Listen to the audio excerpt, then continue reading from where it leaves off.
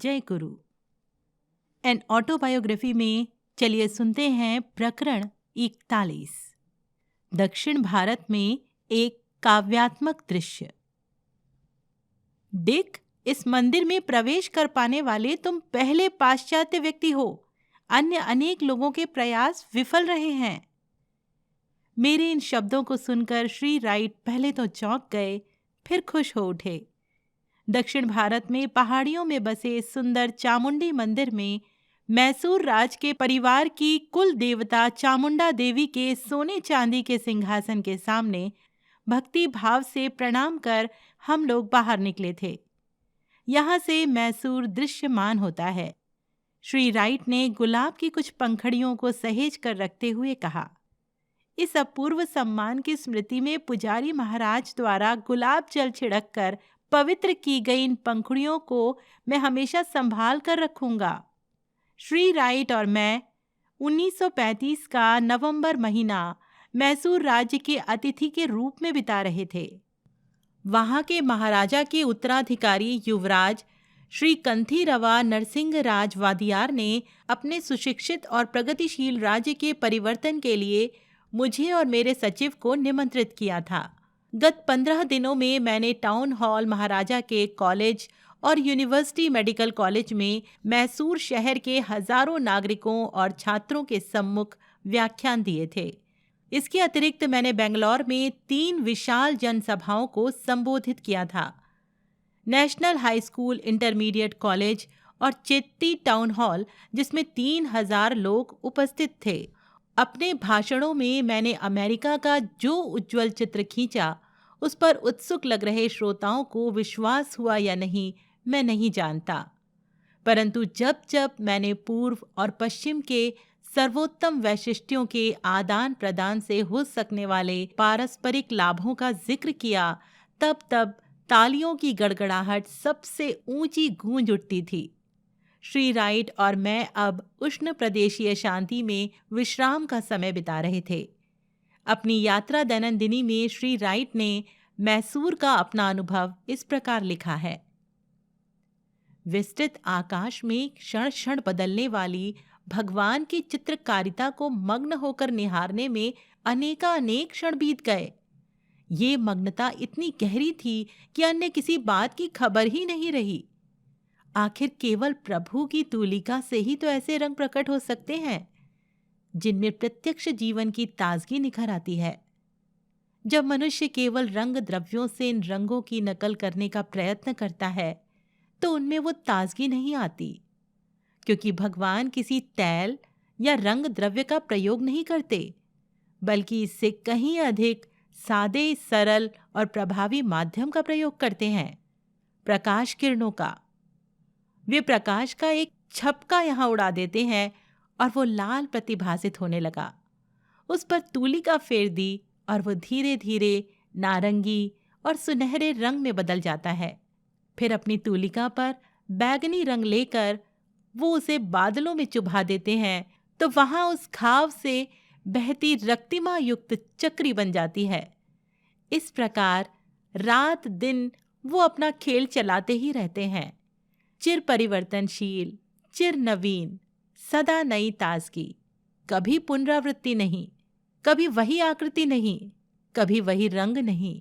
दिन के रात में और रात के दिन में बदलते समय भारत में जो सौंदर्य प्रकट होता है उसकी कहीं कोई तुलना नहीं। प्रायः आकाश ऐसा दिखता है मानो ईश्वर ने अपनी रंग पेटी में से सारे रंग निकालकर एक साथ जोर से आकाश में उछाल दिए हों। मैसूर शहर से 12 मील दूर स्थित विशाल कृष्णराज सागर बांध के सूर्यास्त दृश्य के अद्भुत सौंदर्य का वर्णन तो मुझे करना ही पड़ेगा। योगानंद जी और मैं वहां जाने के लिए एक छोटी सी बस में सवार हो गए। उस बस के इंजन को हैंडल मारकर चालू करने के लिए एक छोटा सा लड़का भी हमारे साथ हो लिया। सड़क कच्ची परंतु अच्छी समतल थी। जब हम लोग निकले तो सूर्य अस्त हो ही रहा था। क्षितिज पर पिचक दिए गए अति पक्व टमाटर की भांति वो दिखाई दे रहा था। हर जगह की तरह ही यहाँ भी रास्ता धान के चौकोर खेतों के बीच में से जा रहा था। रास्ते के दोनों ओर शीतल छायादार वटवृक्ष थे, जिनके बीच बीच में नारियल के ऊंचे ऊंचे पेड़ भी थे। लगभग हर तरफ एक जंगल सा ही लग रहा था। अंततः हम लोग एक पहाड़ी के ऊपर पहुंच गए। सामने एक विशाल कृत्रिम झील दिखाई दे रही थी, जिसमें आकाश के तारों और किनारे के ताड़ एवं अन्य वृक्षों का प्रतिबिंब पड़ रहा था। झील के चारों ओर पहाड़ियों में सीढ़ियां काट काट कर सुंदर सुंदर बगीचे बनाए गए थे और किनारों पर इलेक्ट्रिक लाइटों की पंक्तियां थी। बांध की दीवार के नीचे का दृश्य तो देखते ही बनता था। विशाल ऊंचे ऊंचे उठने वाले फव्वारों पर पड़ती रंग बिरंगी प्रकाश किरणें ऐसा दृश्य प्रस्तुत कर रही थी मानो अत्यंत सुंदर रंग बिरंगी उज्ज्वल प्रभा युक्त स्याहियों के उत्स्राव हों। मानो नीले, लाल, हरे, पीले जलप्रपात वहां नृत्य कर रहे हों। कहीं कहीं हाथी की भव्य प्रस्तर प्रतिमाओं की ऊपर उठी सूंडों से पानी के फव्वारे उड़ रहे थे।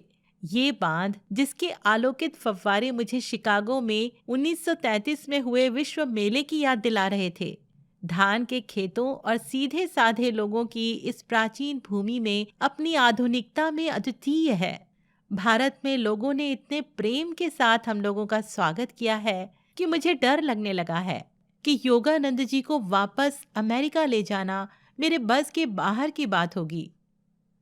एक और दुर्लभ अवसर मुझे मिला, हाथी की सवारी का, जो मैं पहली बार कर रहा था।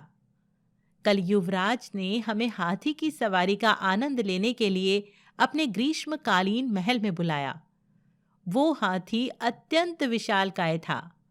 हौदे पर चढ़ने के लिए एक सीढ़ी लगाई गई थी। मैं उस सीढ़ी से रेशम के गद्दे लगाकर नरम बनाए गए बॉक्सनुमा हौदे में पहुंच गया। हाथी ने ढलान से उतरते हुए एक सकरे मार्ग पर चलना शुरू किया और उसी के साथ शुरू हुआ हौदे में हमारा इधर से उधर लुढ़कना, उछाले जाना, ऊपर उठना और नीचे गिरना, कभी इधर झूमना तो कभी उधर झूमना। ये सब इतना रोमांचक था कि चिंता करने या कुछ कहने का समय ही नहीं था। बस अपनी जान बचाने के लिए कसकर पकड़े रहने के सिवा कोई विचार ही उस समय मन में नहीं आ सकता था। ऐतिहासिक और पुरातात्विक अवशेषों से भरपूर दक्षिण भारत एक निश्चित और फिर भी अवर्णनीय सुंदरता से प्रयुक्त प्रदेश है। मैसूर के उत्तर में विशाल गोदावरी नदी द्वारा अलग किया गया हैदराबाद राज्य का सुंदर पठारी भाग है। विस्तृत उपजाऊ जमीन, मनोरम नीलगिरी पर्वत, कुछ हिस्सों में चूने के पत्थर या ग्रेनाइट पत्थर की बंजर पहाड़ियों से युक्त ये प्रदेश अत्यंत मनोहारी है। हैदराबाद का इतिहास एक लंबी विविध रंगी कहानी है जो आंध्र के 3000 वर्ष पूर्व के राजाओं से शुरू होती है और 1294 ईस्वी तक के हिंदू राजाओं तक आती है। इसके बाद ये प्रदेश मुस्लिम शासकों के अधीन चला गया। संपूर्ण भारतवर्ष में वास्तुकला, शिल्पकला और चित्रकला का सबसे सुंदर प्रदर्शन हैदराबाद राज्य में ही चट्टानों से तराश कर निकाली गई अजंता और एलोरा की गुफाओं में देखने को मिलता है। एलोरा का कैलाश मंदिर एक विशाल अखंड पत्थर के पहाड़ को काटकर बनाया गया है। इस मंदिर में देवताओं, मनुष्यों और पशुओं की मूर्तियां इतने विशाल आकारों में तराशी गई हैं कि पाश्चात्य जगत में माइकल एंजेलो की कलाकृतियों की ही इनके साथ तुलना हो सकती है। अजंता में 5 गुफा मंदिर और 25 गुफाएं हैं, जिनमें कभी सन्यासी वास करते थे। ये सभी गुफाएं चट्टानों को तराशकर बनाई गई हैं।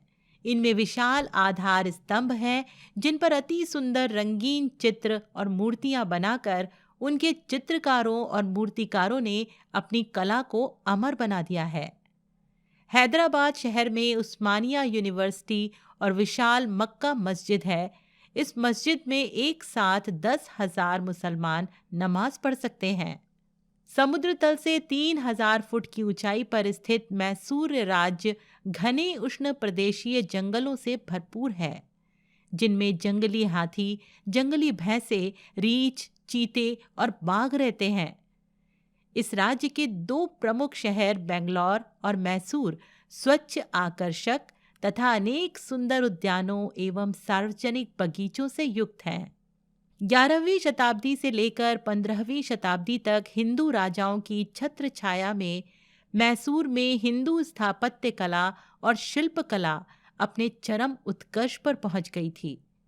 11वीं शताब्दी के राजा विष्णुवर्धन के शासनकाल में निर्मित बेलूर का मंदिर नाजुक काम की बारीकी और मूर्ति कला की विपुलता की दृष्टि से सारे विश्व में बेजोड़ है। उत्तरी मैसूर में पाए गए शिलालेख ईसा पूर्व 3री शताब्दी के हैं। ये शिलालेख सम्राट अशोक के शासनकाल पर प्रकाश डालते हैं। सम्राट अशोक के विशाल साम्राज्य में भारत, बलूचिस्तान और अफगानिस्तान शामिल थे। विभिन्न बोलियों में उत्कीर्ण अशोक की ये उपदेश शिलाएं उनके काल में व्यापक सुशिक्षिता के प्रमाण हैं। 13वें शिलालेख में युद्ध की भर्त्सना की गई है। उसमें कहा गया है, धर्म की विजय के अतिरिक्त और कोई विजय सच्ची विजय नहीं है। 10वें शिलालेख में कहा गया है कि अपनी प्रजा की नैतिक उन्नति करने की व्यवस्था में ही राजा का गौरव है। 11वें शिलालेख में कहा गया है कि सच्चा दान किसी वस्तु के दान में नहीं, बल्कि कल्याण के दान में अर्थात सत्य के प्रसार में निहित है।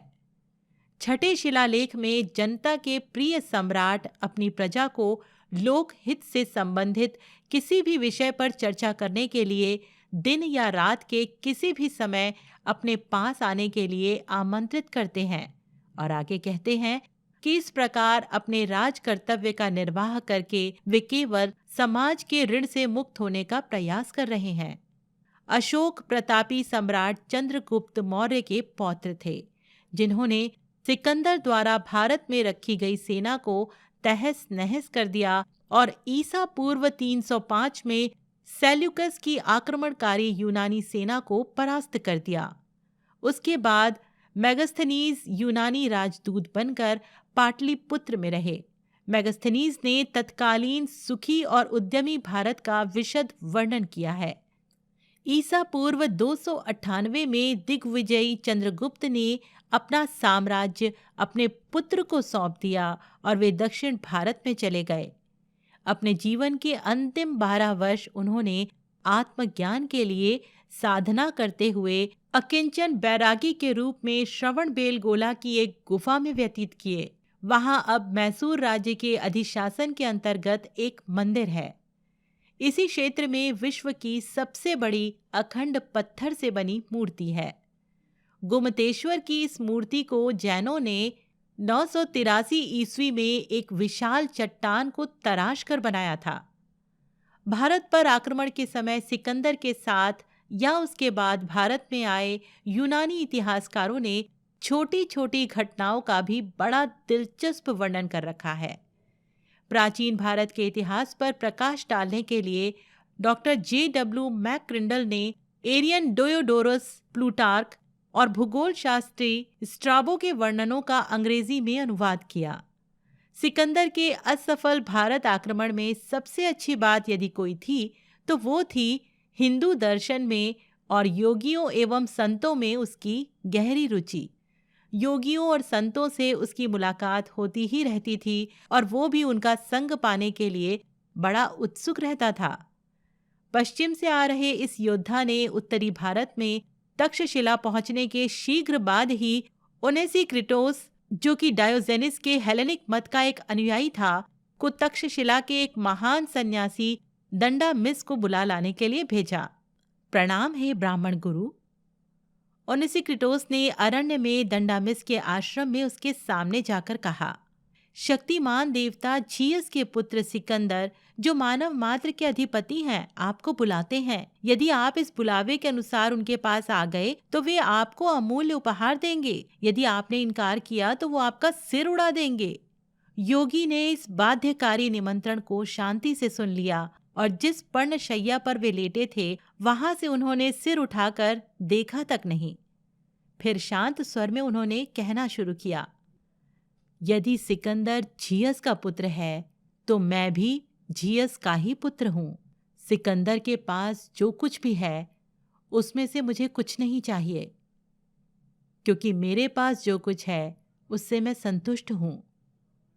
और मैं ये भी देख रहा हूँ कि वो अपनी सेना लेकर सागर और भूमि पर निरर्थक भटक रहा है और उसके इस भटकने का कोई अंत नहीं दिख रहा है। जाकर सिकंदर से कह दो कि राज राजेश्वर परमेश्वर कभी धृष्ट अन्याय का जनक नहीं बनता, बल्कि वो तो प्रकाश, शांति, जीवन, जल, मानव देह और आत्माओं का सृष्टा है। जब मृत्यु मनुष्य को शरीर से मुक्त कर देती है और मनुष्य किसी रोग व्याधि से ग्रस्त नहीं रह जाता, तब परमात्मा हर मनुष्य को फिर अपने पास ले लेता है। केवल उसी परमात्मा के चरणों में मैं सिर झुकाता हूँ जो हत्या से घृणा करता है और कभी युद्धों के लिए प्रोत्साहन नहीं देता। उसी शांत स्वर में धिक्कार करते हुए दंडामिस कहते गए, सिकंदर कोई देवता नहीं है, क्योंकि उसे मृत्यु का ग्रास बनना ही पड़ेगा। उसके जैसा कोई जो अपने आंतरिक ब्रह्मांड साम्राज्य के सिंहासन पर अभी बैठा ही नहीं है, इस जगत का अधिपति कैसे बन सकता है? ना ही उसने अभी सशरीर यमलोक में प्रवेश किया है और ना उसे इस पृथ्वी के विशाल प्रदेशों के ऊपर से जाने वाले सूर्य पथ का ही ज्ञान है। अधिकांश देशों में उसका नाम भी लोगों ने नहीं सुना है। इस भर्त्सना के बाद जो निश्चय ही पृथ्वीपति के कानों में कभी पड़ी सबसे कड़ी फटकार रही होगी, दंडामिस ने व्यंग बाण चलाया।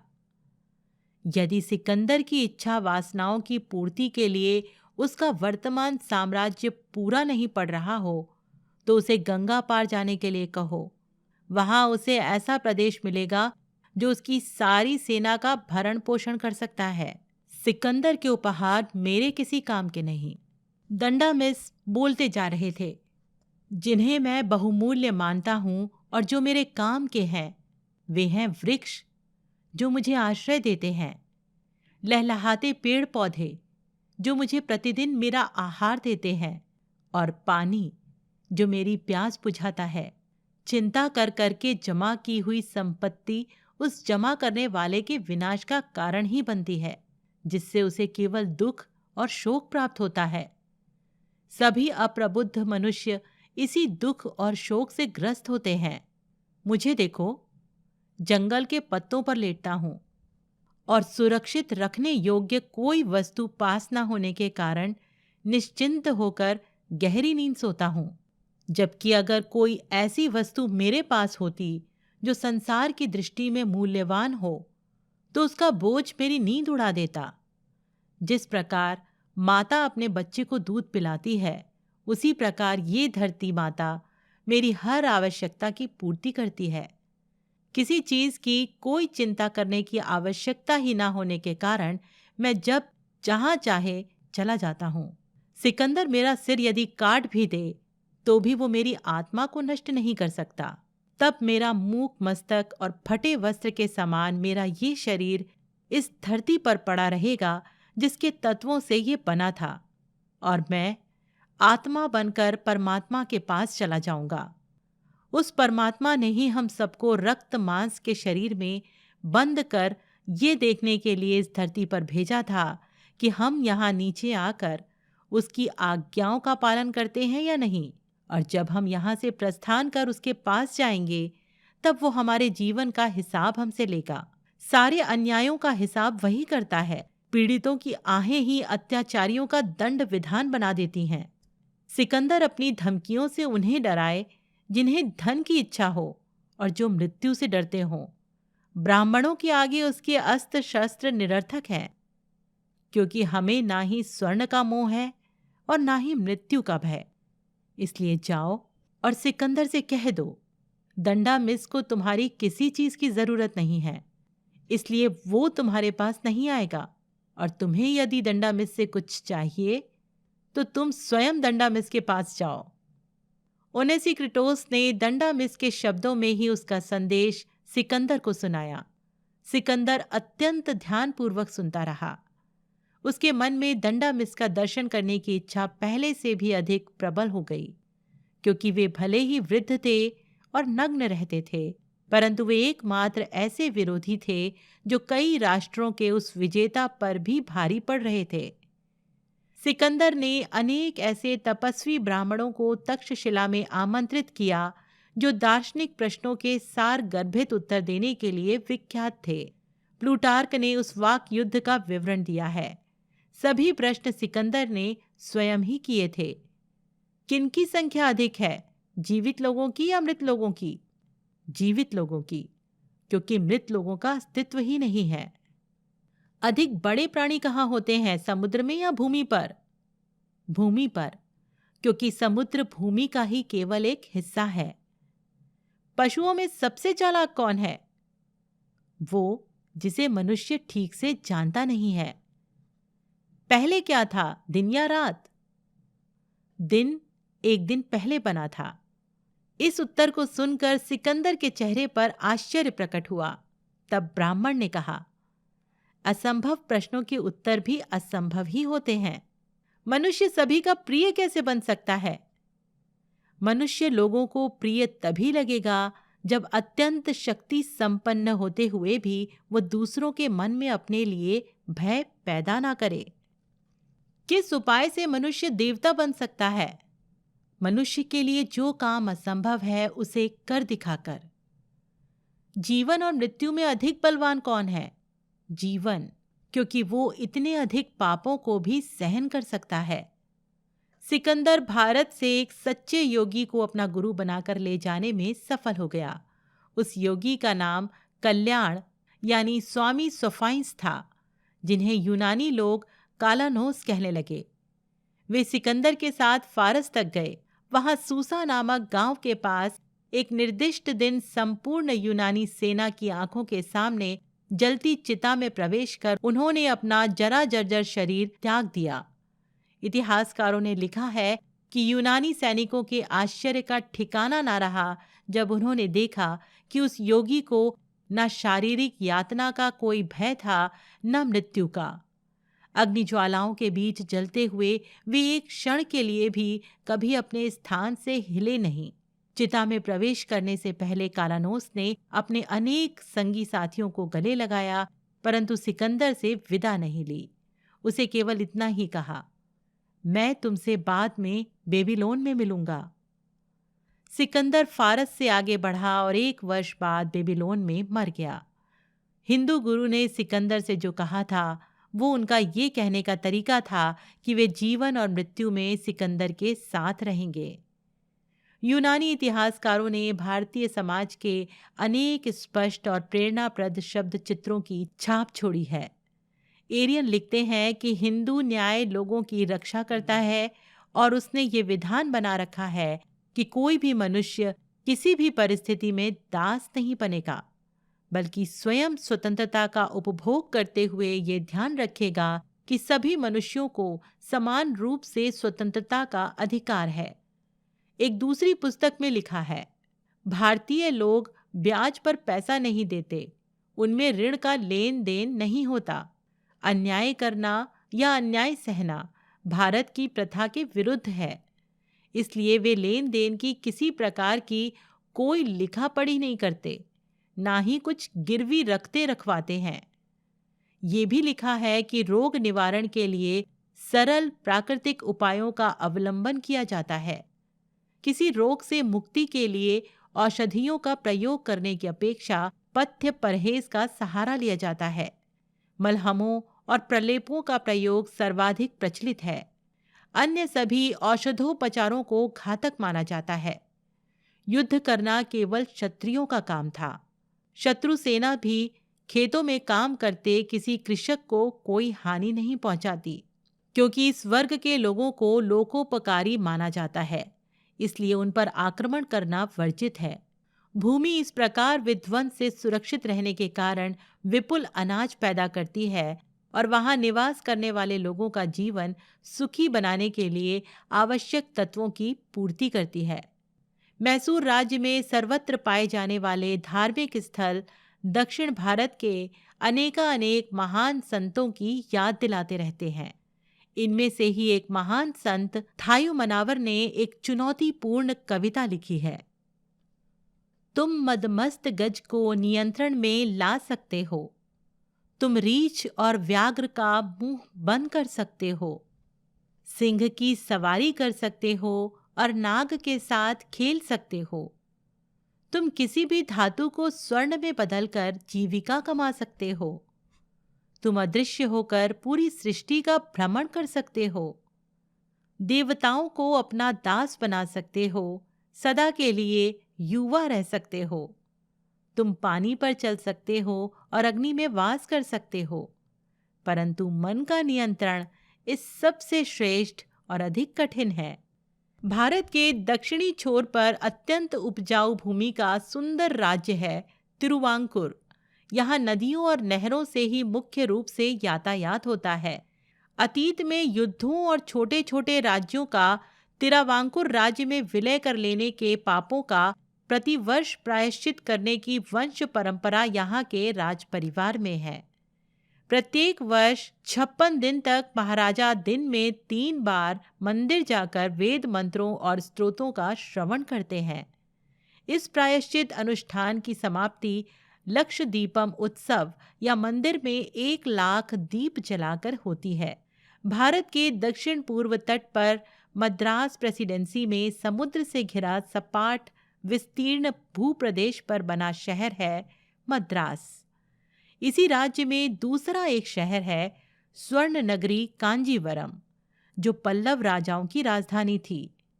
ये राजा ईसवी सन की प्रारंभिक शताब्दियों में यहाँ राज्य करते थे। वर्तमान मद्रास प्रेसिडेंसी में महात्मा गांधी के अहिंसा सिद्धांत का काफी प्रचार हुआ है। जहां तहां सफेद गांधी टोपी दिखाई देती है। दक्षिण भारत में महात्मा गांधी के प्रयत्नों से अनेक महत्वपूर्ण मंदिरों के द्वार अस्पृश्यों के लिए खुल गए हैं तथा जाति प्रथा में भी अनेक सुधार हुए हैं। महान स्मृतिकार मनु द्वारा शुरू की गई वर्णाश्रम व्यवस्था का मूल उद्देश्य प्रशंसनीय था।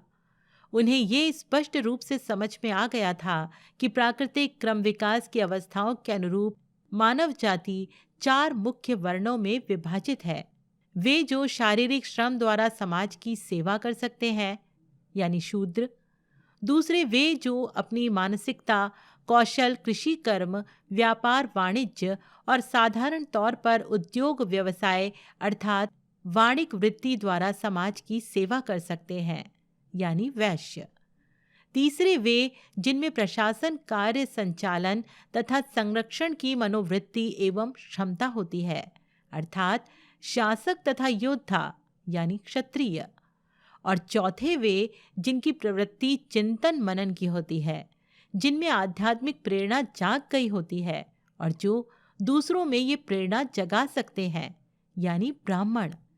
महाभारत में कहा गया है, कोई द्विज यानी ब्राह्मण है या नहीं, इसका निर्णय जन्म, संस्कार, विद्याध्ययन या वंश परंपरा से नहीं हो सकता, केवल चरित्र और आचरण से हो सकता है। मनु ने समाज को ज्ञान, सद्गुण, आयु, रिश्तेदारी और अंत में संपत्ति के आधार पर लोगों को सम्मान देने का निर्देश दिया है। वैदिक काल के भारत में धन के संचय को और ऐसे धन को जो लोकोपकार के लिए उपलब्ध ना होता हो, घृणा की दृष्टि से देखा जाता था। अत्यंत धनवान लोगों को भी यदि वे कृपण हों तो समाज में हीन स्थान मिलता था। काल के प्रवाह में जब वर्णाश्रम व्यवस्था जाति प्रथा के चौखटे में जकड़ गई तो समाज के लिए गंभीर रूप से हानिकारक बन गई। 1947 में स्वाधीनता प्राप्त करने के बाद भारत धीरे धीरे परंतु निश्चित रूप से जन्म पर नहीं बल्कि केवल नैसर्गिक गुण कर्म पर आधारित जाति प्रथा के प्राचीन मूल्यों की पुनर्स्थापना की दिशा में आगे बढ़ रहा है। पृथ्वी पर प्रत्येक राष्ट्र को दुख उत्पन्न करने वाले अपने ही विशिष्ट कर्म संचय को भोगना पड़ता है और इस प्रकार कर्मों को समाप्त करना पड़ता है। अपनी बहुमुखी प्रतिभा और अदम्य आत्मविश्वास से भारत जाति व्यवस्था में सुधार लाने में सफल हो रहा है। दक्षिण भारत इतना लुभावना है कि श्री राइट और मैं वहां अपने प्रवास को और बढ़ाना चाहते थे, परंतु निष्ठुर समय हमें इसकी अनुमति नहीं दे रहा था। कोलकाता विश्वविद्यालय में इंडियन फिलोसॉफिकल कांग्रेस के समापन सत्र में व्याख्यान देने का मेरा दिन निकट आ रहा था। मैसूर में अपने प्रवास के अंत में इंडियन एकेडमी ऑफ साइंसेस के अध्यक्ष सर सीवी रमन से मैंने भेंट की और उनके साथ वार्तालाप में मुझे बड़ा आनंद आया। इस प्रतिभाशाली भौतिक विज्ञानी को 1930 में प्रकाश प्रसरण में उनके द्वारा किए गए आविष्कार के लिए नोबेल पुरस्कार से सम्मानित किया गया था। उनका आविष्कार रमन इफेक्ट के नाम से प्रसिद्ध है। मद्रास के शिष्यों और मित्रों से अनिच्छापूर्वक विदा लेकर श्री राइट और मैं अपनी यात्रा पर निकल पड़े। रास्ते में हम लोग सदाशिव ब्राह्मण की पुण्य स्मृति में बने एक छोटे से मंदिर के दर्शनार्थ रुके। 19वीं शताब्दी के इस संत की जीवन गाथा अनेक चमत्कारों से परिपूर्ण है। इन्हीं सदाशिव का एक बड़ा मंदिर नेरूर में है, जिसे पुड्डुकोट्टई के राजा ने बनवाया था। ये एक तीर्थ क्षेत्र बन गया है, जहां दैवी चमत्कार से अनेक लोग रोग मुक्त हुए हैं। 1750 में पुड्डुकोट्टई के राजा के लिए सदाशिव ने धार्मिक आचरण के कुछ नियम लिखे थे, जिसे उस राजा के बाद राजगद्दी पर बैठने वाले वहां के सभी राजाओं ने एक पवित्र धरोहर के रूप में संभाल कर रखा है और सदैव उनका पालन करने का प्रयास किया है। सदाशिव पूर्ण ज्ञानी संत थे तथा सभी को प्रिय थे। उनके बारे में दक्षिण भारतीय ग्रामों में अभी भी विलक्षण कहानियां प्रचलित हैं। एक दिन वे कावेरी तट पर समाधि में लीन बैठे थे कि अचानक बाढ़ आई और लोगों ने उन्हें बाढ़ में बह जाते हुए देखा। इसके कई सप्ताह बाद वे कोयम्बटूर जिले में कोड्डुमुडी गांव के निकट मिट्टी के नीचे दबे हुए पाए गए। मिट्टी हटाने वाले ग्रामीणों के फावड़े जब उन्हें लगे तो वे उठ खड़े हुए और तेजी से वहां से चल दिए। एक वयोवृद्ध वेदांती पंडित को आध्यात्मिक तर्क युद्ध में परास्त करने पर गुरु से फटकार मिलने के कारण सदाशिव मुनि यानी मौनी बन गए। गुरु ने कहा था, तुम्हारे जैसा युवक जीभ पर संयम रखना कब सीखेगा? आपके आशीर्वाद से अभी इसी क्षण से। सदाशिव के गुरु स्वामी श्री परम शिवेंद्र सरस्वती थे, जिन्होंने दहर विद्या प्रकाशिका लिखी है तथा उत्तर गीता पर भी एक अत्यंत गहन टीका लिखी है। कुछ संसारी लोग भगवत प्रेम में मस्त होकर प्रायः सड़कों पर लाज शर्म छोड़कर नाचते सदाशिव को देखकर आहत हुए। उन्होंने विद्वान गुरु के पास जाकर शिकायत की, महाराज, सदाशिव पागल से अधिक कुछ नहीं है। परंतु परम शिवेंद्र महाराज ने आनंद के साथ मुस्कुरा कर कहा, आहा, काश यदि सभी इस प्रकार से पागल बन सकते। सदाशिव के जीवन में भगवान के हस्तक्षेप की अनेक विलक्षण और सुंदर घटनाएं घटित हुई। इस संसार में बहुत सा अन्याय प्रतीत होता है, परंतु भगवत भक्त ईश्वर के तक्षण न्याय के असंख्य प्रसंगों के साक्ष्य दे सकते हैं। समाधि अवस्था में मग्न सदाशिव एक रात एक धनी गृहस्थ के अनाज गोदाम के पास आकर रुक गए। पहले से चोरों की तलाश कर रहे 3 नौकरों ने उन्हें देख लिया और उन पर वार करने के लिए अपनी लाठियां उठाईं, और आश्चर्य, उनके हाथ ऊपर ही उठे रह गए। भोर में सदाशिव के वहां से जाने तक वे तीनों मूर्तियों के समान वैसे ही हाथ ऊपर उठाए खड़े रहे। एक बार मजदूरों के एक सरदार ने मजदूरों के साथ इस संत को भी जबरदस्ती लकड़ी ढोने के काम में लगा दिया। मौनी संत ने विनम्रतापूर्वक वो बोझ उठाया और नियत स्थान पर पहुंचने पर जैसे ही उन्होंने वहां लगाए हुए विशाल ढेर पर अपनी लकड़ियां रख दी, पूरे ढेर में से अग्नि ज्वालाएं फूट पड़ीं। त्रैलंग स्वामी की तरह ही सदाशिव भी कोई वस्त्र धारण नहीं करते थे।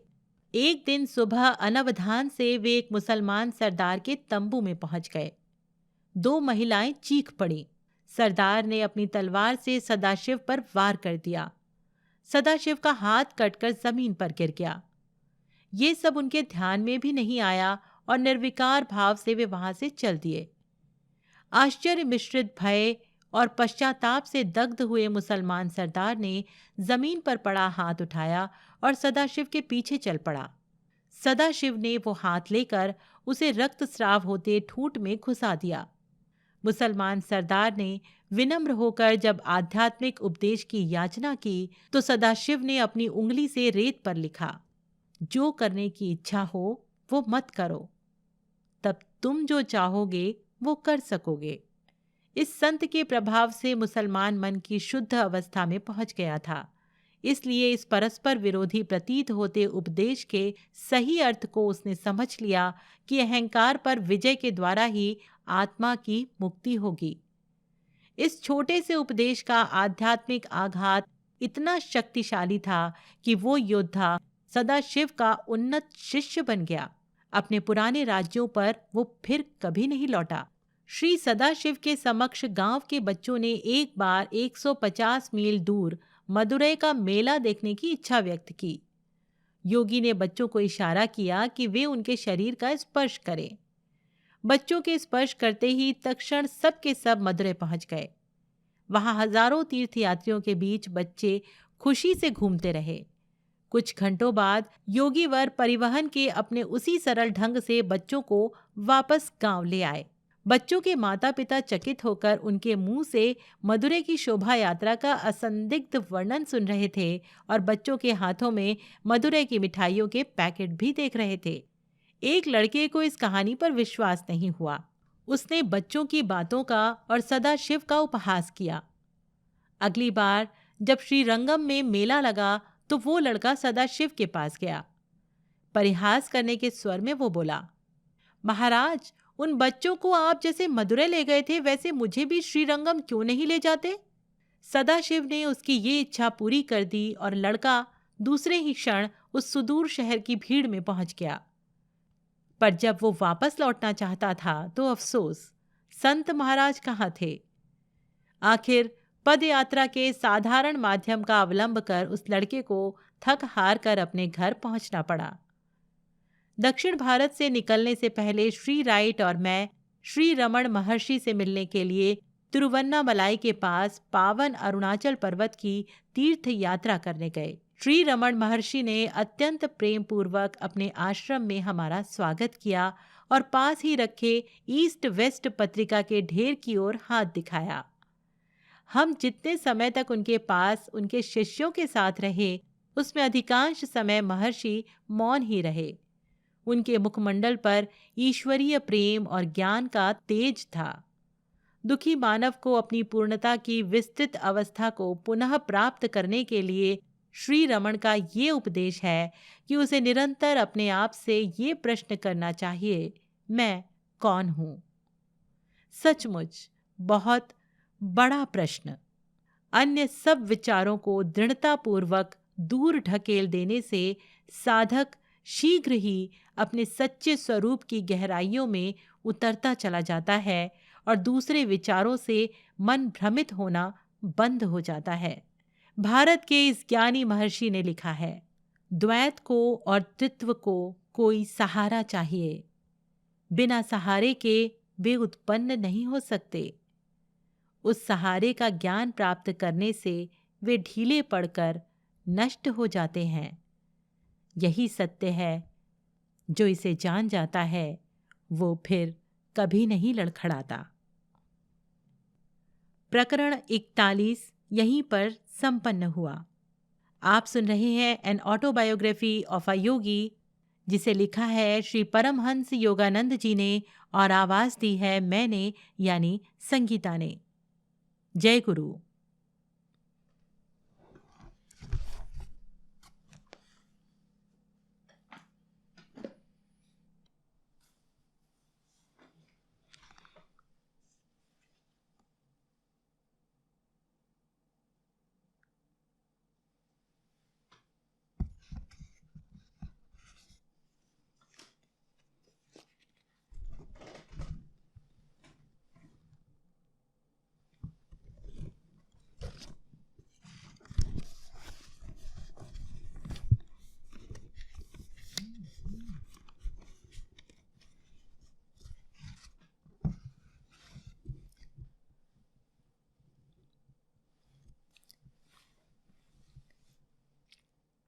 जय गुरु।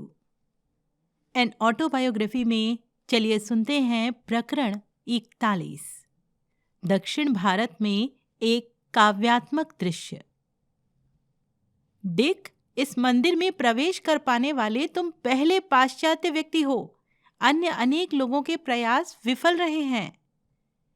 मेरे इन शब्दों को सुनकर श्री राइट पहले तो चौंक गए, फिर खुश हो उठे। दक्षिण भारत में पहाड़ियों में बसे इस सुंदर चामुंडी मंदिर में मैसूर राज के परिवार की कुल देवता चामुंडा देवी के सोने चांदी के सिंहासन के सामने भक्ति भाव से प्रणाम कर हम लोग बाहर निकले थे। यहाँ से मैसूर दृश्यमान होता है। श्री राइट ने गुलाब की कुछ पंखड़ियों को सहेज कर रखते हुए कहा, इस अपूर्व सम्मान की स्मृति में पुजारी महाराज द्वारा गुलाब जल छिड़क कर पवित्र की गई इन पंखुड़ियों को मैं हमेशा संभाल कर रखूंगा।